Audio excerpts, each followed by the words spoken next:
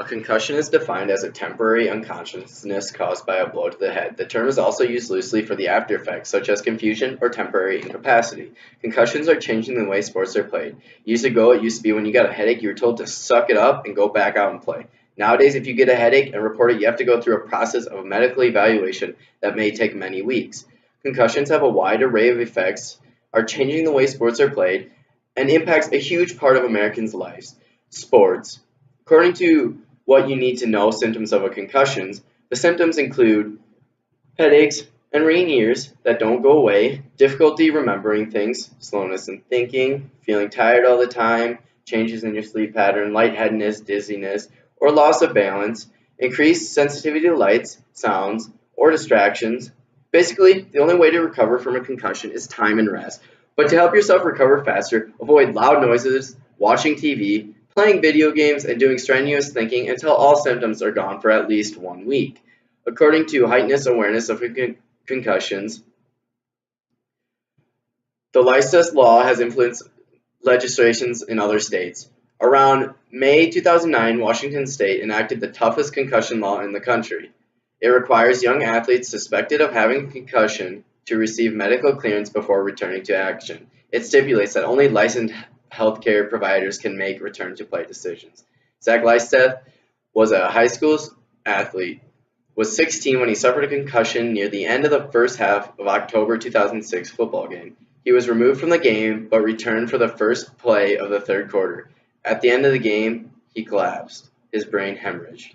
He remained in a coma for more than a month. He remains paralyzed on the right side of his face and is confined to a wheelchair. The U.S. Centers for Disease Control and Prevention estimates that more than 3.5 million sports-related concussions occur each year in the United States. Concussions were the second most common injury among high school student athletes, behind ankle strains and sprains.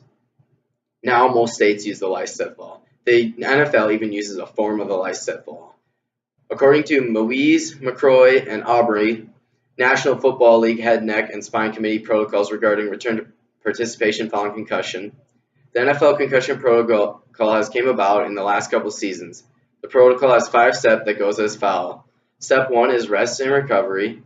The player is prescribed rest, limiting activities such as electronics and team meetings until cognitive and balance return to baseline. Step 2 is light aerobic exercise. Under oversight of the team's medical staff, the player should begin graduated cardiovascular exercise. If any symptoms return, the player is to return to Step 1. Step 3, continued aerobic exercise and introduction of strength training. The player continues with supervised cardiovascular exercises that are increased and mimic sport-specific activities with addition of more strength training. Step 4 is a football-specific activities. The player may continue conditioning and strength and balance training and participate in non-contact football activities. Step 5 is full football activity clearance. The team physician may clear the player if the player handles full participation in practice without symptoms. This process time may vary. It can take up to many weeks or 1 week.